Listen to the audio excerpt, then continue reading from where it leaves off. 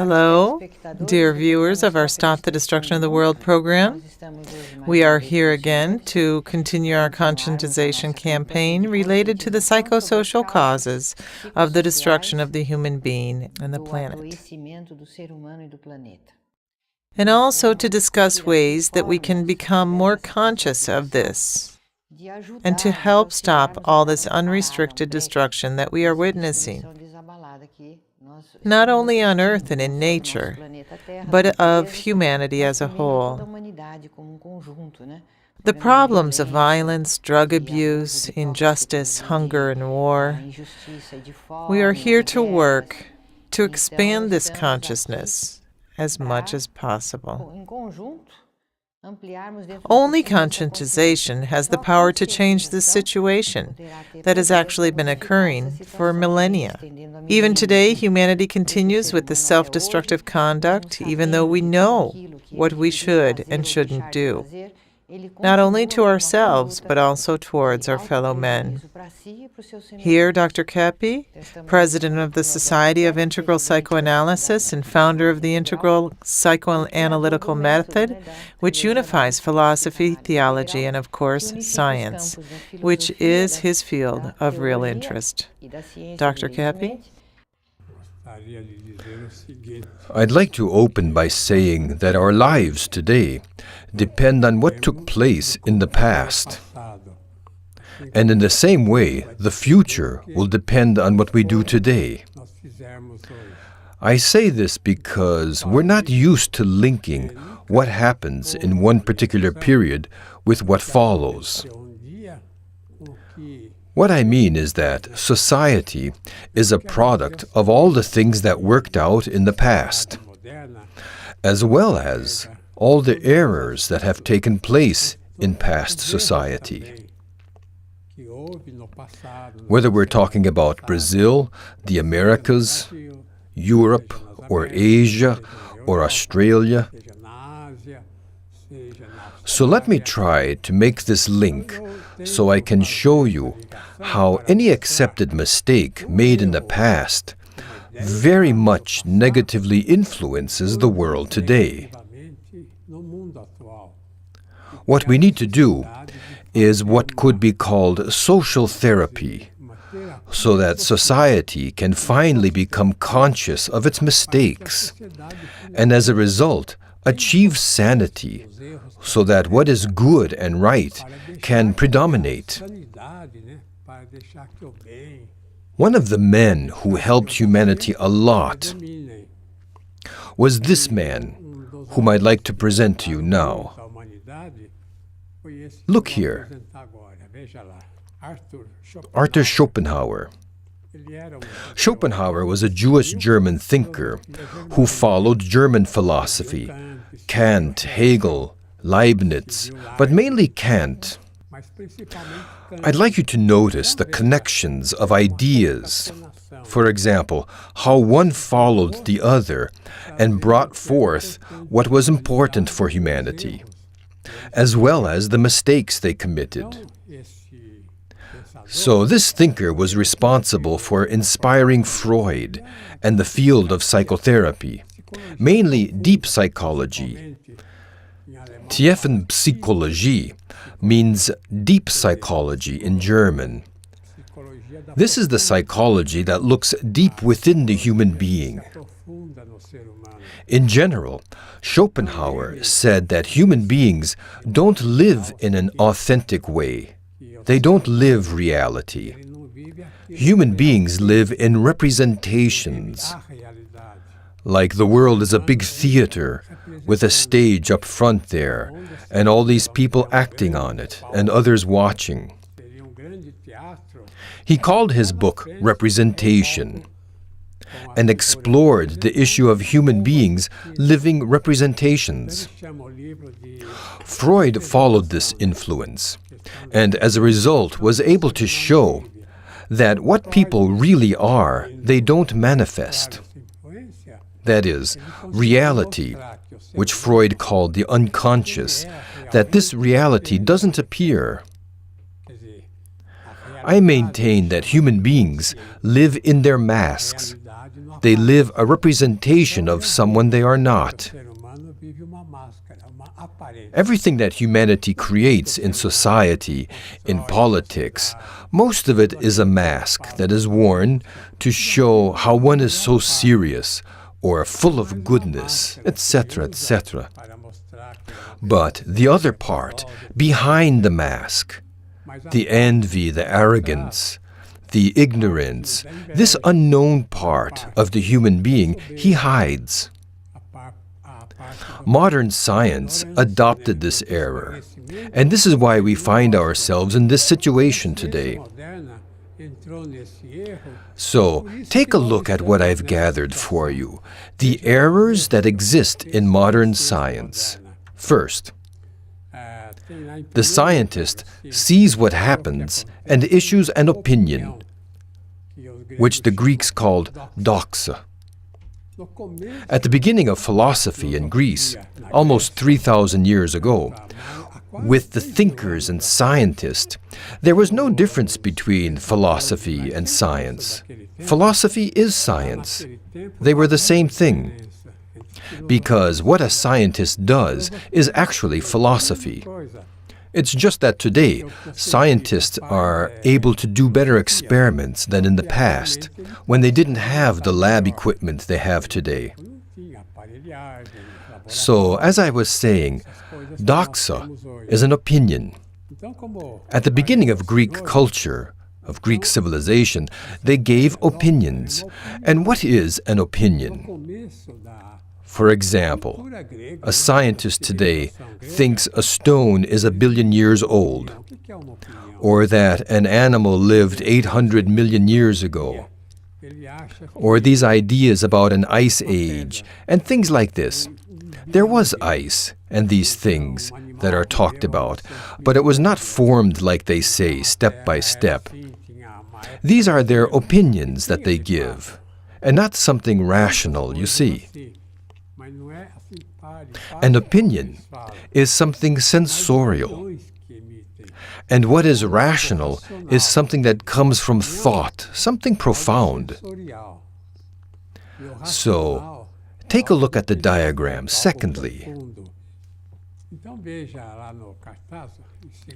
because of this, each field of study is entirely different, one from the other. Man today is no longer universal. Humanity doesn't make the link between psychology and physics, linked with biology, with medicine, with politics. Do you see?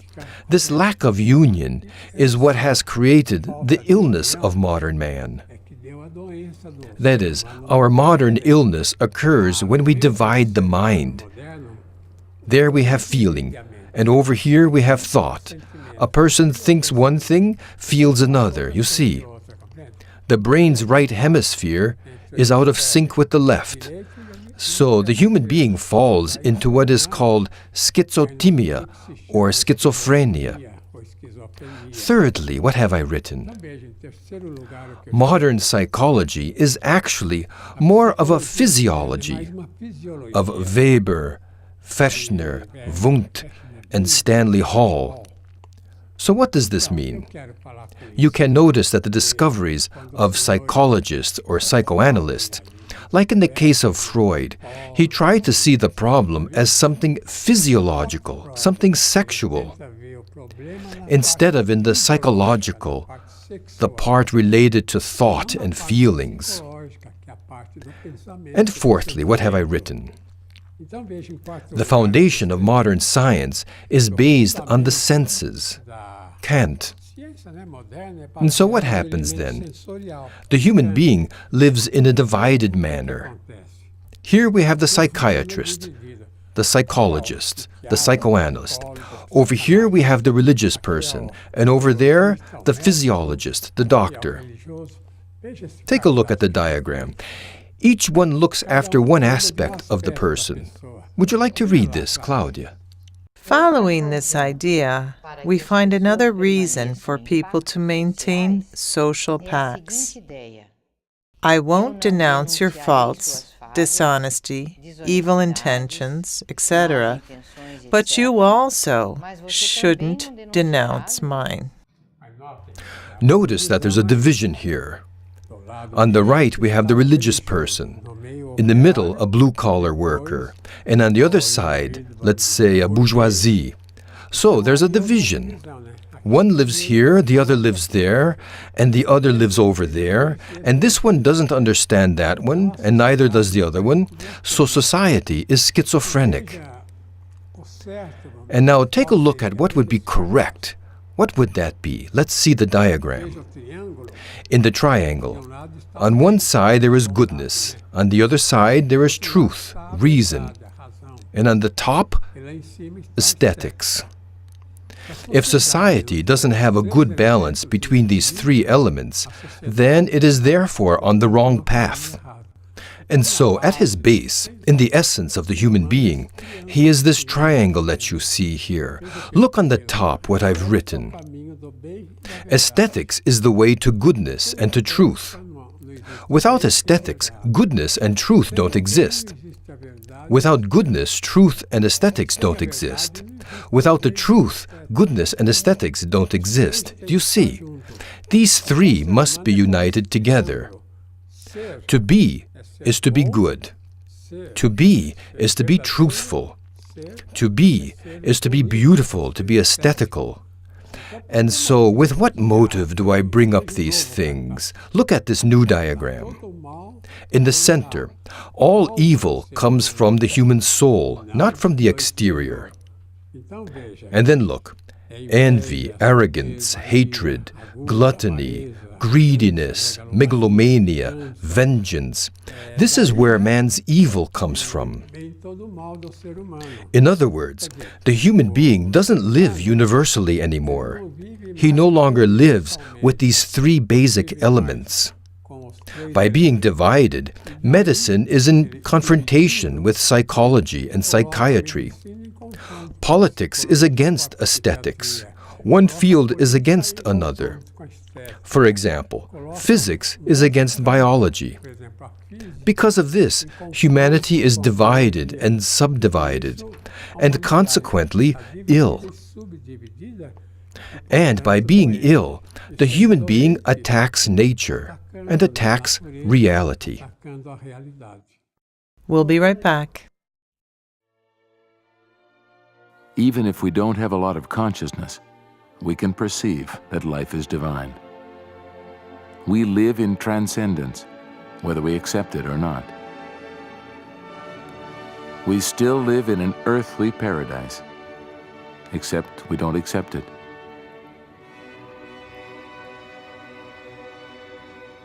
In fact, we attack what is most beautiful, good, and real.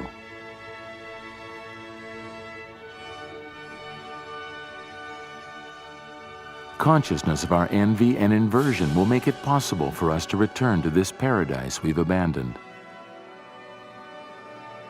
We don't need to build it. We just need to accept it. The Stop the Destruction of the World Association was created to bring about exactly this consciousness.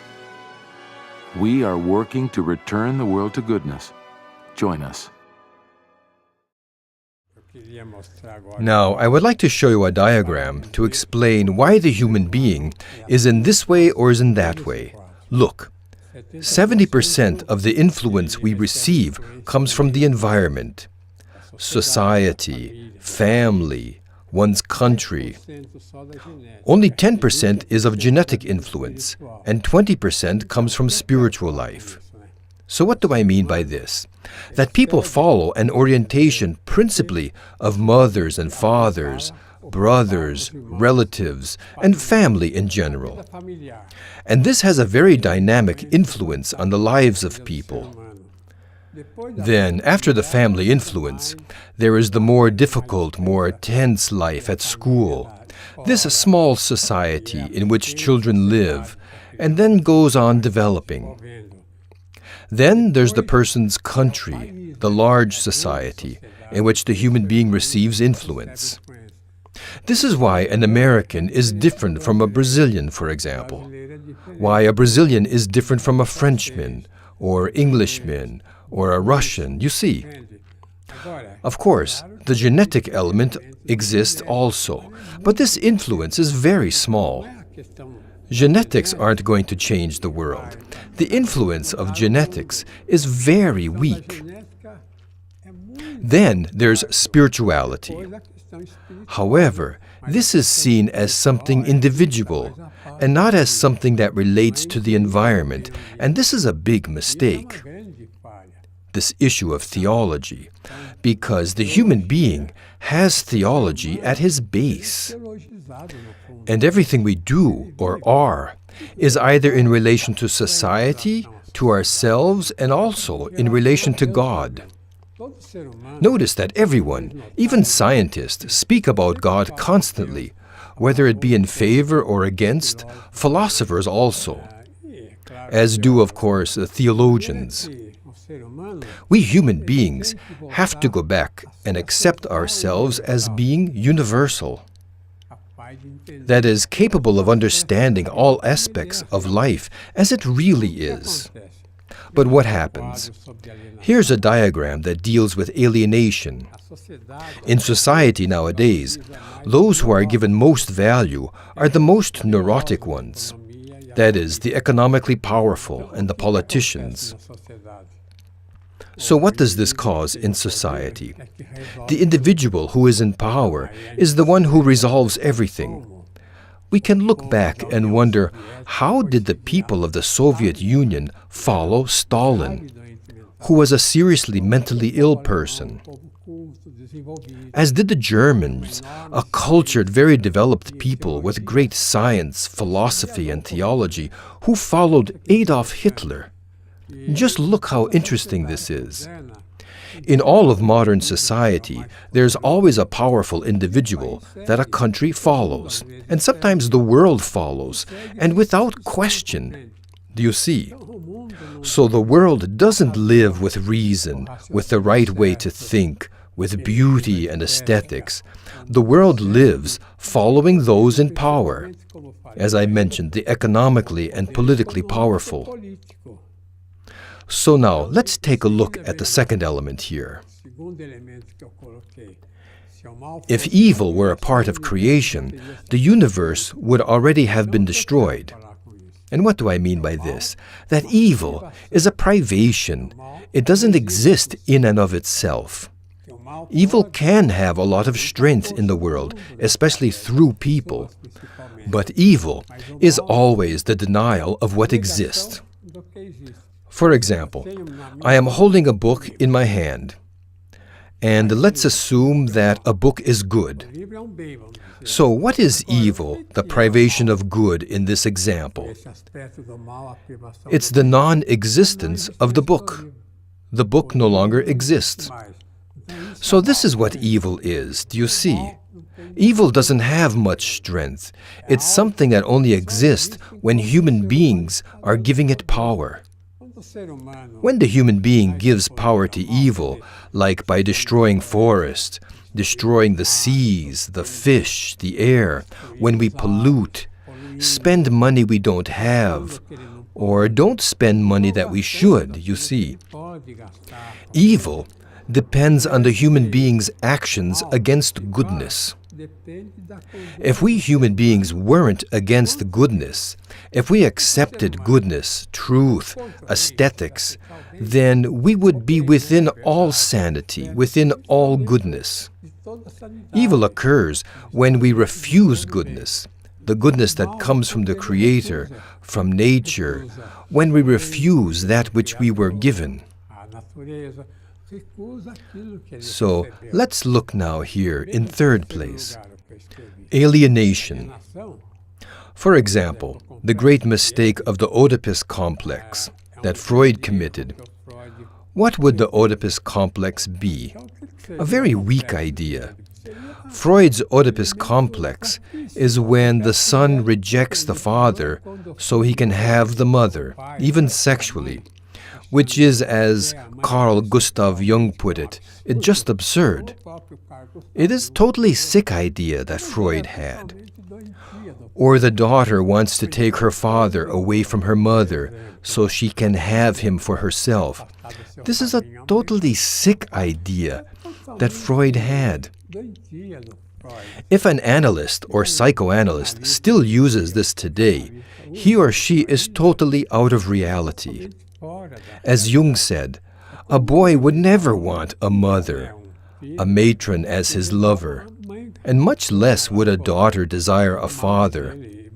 She will want her friends as boyfriends, etc. So, this is a negative attitude that was transmitted to society, and it's followed by many people. And now, let's see, fourthly. Egoism is an extreme form of escaping from reality. What is egoism? It's when a person thinks he is the owner of the planet. This person is ego-centered. He thinks that everything was created for him, and that everything exists for him. This person only thinks about himself, and the individual who only thinks about himself, or only about his own ideas, who's interested only in himself, is a person with a very small, tiny idea. Why? Because if a person only thinks about himself, then he only thinks what he thinks, which is extremely limited. But if the person accepts the truth, accepts goodness, true science, then he thinks with these great geniuses and writers, and his capacities greatly augment. His capacity for knowledge and truth then come from outside, from what Tesla called scalar energy. So all the knowledge that the individual gets must be captured from outside.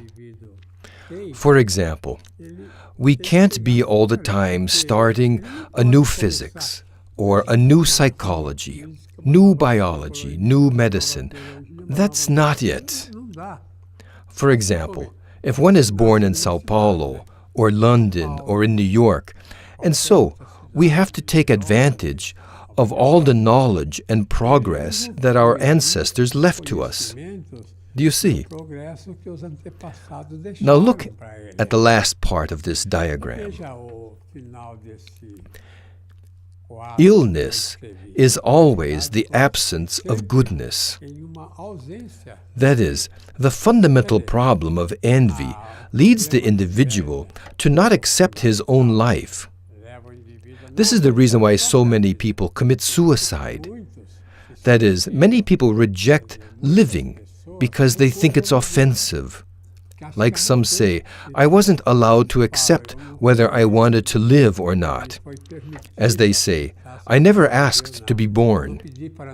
But you know, God also didn't ask to exist, but He does.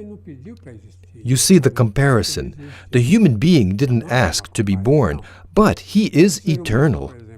He is never again going to die. If a person commits suicide here, he continues to live in the other life. Most people don't have much contact with this other life, as some do. We don't have a lot of contact because we have a very low energetic level. If a person improves his energetic state, he can even begin to have contact with spiritual beings and experience phenomena which parapsychology calls visions of the future, or thought perceptions, telepathy, or psychokinesis, things like this. So human beings need to synchronize these three elements in order to grow, because we are goodness, we are the truth, and we are aesthetics. Take a look at this sentence that I'd like to put up for you now. Nothing is known unless it is loved. You see, so what do I mean by this? The general idea is that a person only likes what he knows. For example, work. No, I only want to do the work I like, rather than the person liking what he is doing. Did you get it? So the human being only knows when he loves. Like, for example, Dante Alighieri. envisioned Beatrice, a fabulous woman, and felt intense love for her. Romeo and Juliet were both enchanted with each other. You see, all knowledge, science, and wisdom comes from love. A person who has a lot of love understands. A person who does not have a lot of love doesn't have understanding. It's interesting to do a comparison with the Divine Trinity. God the Father is love. He is goodness. From God the Father comes God the Son, who is truth, Christ, who is reason.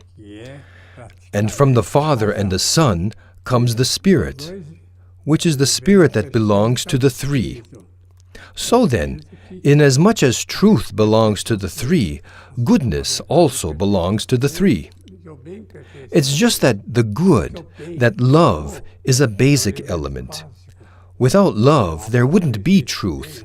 And without love, there wouldn't be beauty. Any of you who want to find out about integral psychoanalysis can access our site. Our telephone number in São Paulo is 1718-235-6992. And we'd like to invite you to be with us again next week at this same time. See you then.